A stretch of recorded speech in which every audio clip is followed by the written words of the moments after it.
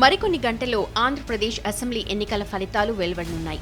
వైఎస్ఆర్సీపీ తిరిగి అధికారాన్ని నిలబెట్టుకుంటుందా లేదా టీడీపీ జనసేన కూటమి అధికారంలోకి వస్తుందా అన్న ఉత్కంఠ అందరిలో ఉంది.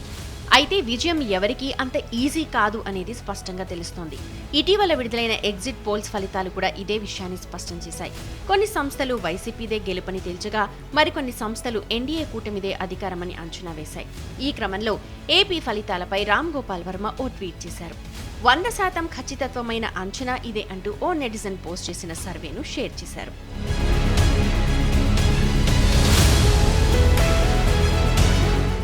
అసలు విషయం ఏంటంటే, సిరాశ్రీ అనే ట్విట్టర్ యూజర్ ఏపీ ఎన్నికల ఫలితాలపై నా ఎగ్జిట్ పోల్స్ అంటూ ఓ ట్వీట్ చేశారు. ఏపీ అసెంబ్లీ ఎన్నికల ఫలితాలు, ఏపీ లోక్సభ ఎన్నికల ఫలితాలు అంటూ వేరువేరుగా ఎగ్జిట్ పోల్ ఫలితాలను రిలీజ్ చేశారు.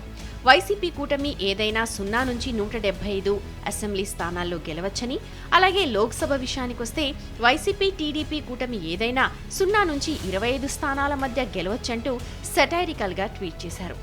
ఏ సర్వే అయినా అంచనా తప్పు కావచ్చేమో కానీ నా అంచనా మాత్రం 100% కరెక్ట్ అవుతుంది అంటూ ఫనీ క్యాప్షన్ కూడా ఇచ్చారు.